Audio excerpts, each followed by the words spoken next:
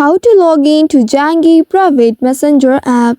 Hello and welcome back to our YouTube channel How to Tutorials. In today's video, I'm going to show you how you can log in to Zangi Private Messenger app. In order to do so, first of all, ensure that you have already registered for Zangi Private Messenger account.